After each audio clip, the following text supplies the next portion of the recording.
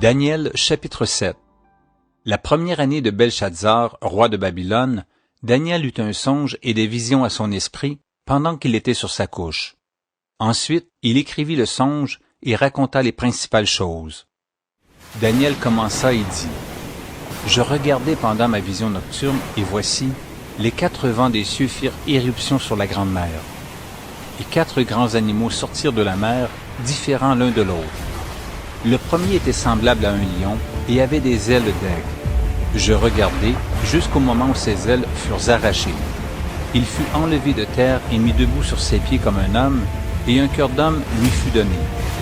Et voici, un second animal était semblable à un ours et se tenait sur un côté.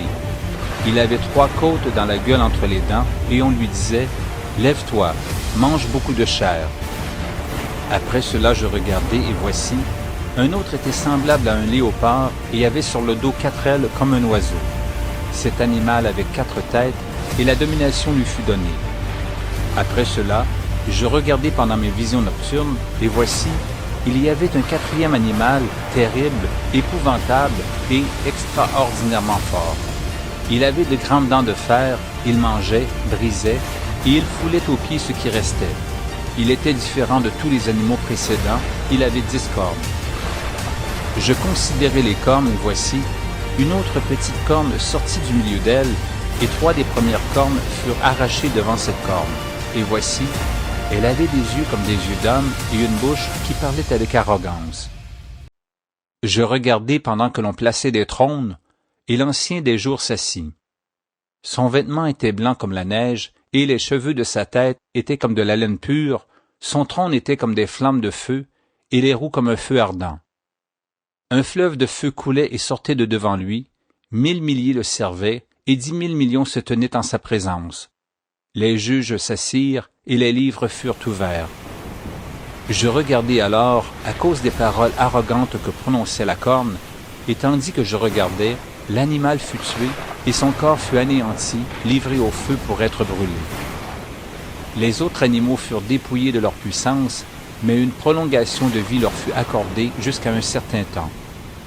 Je regardai pendant mes visions nocturnes, et voici, sur les nuées des cieux arriva quelqu'un de semblable à un fils de l'homme.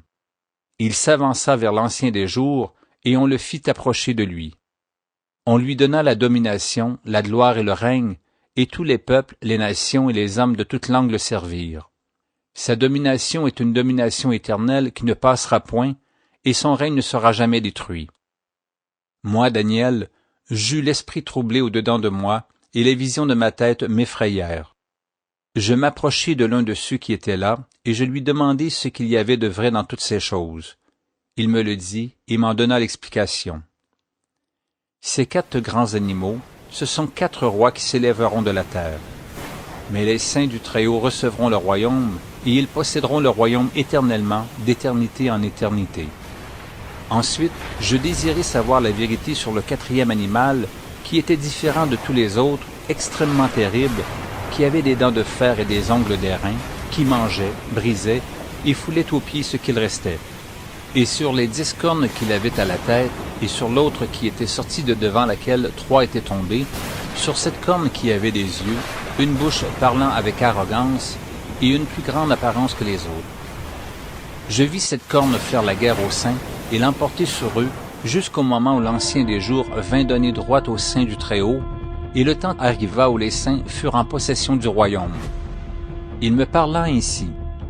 Le 4e animal, c'est un 4e royaume qui existera sur la terre, différent de tous les royaumes, et qui dévorera toute la terre, la foulera et la brisera.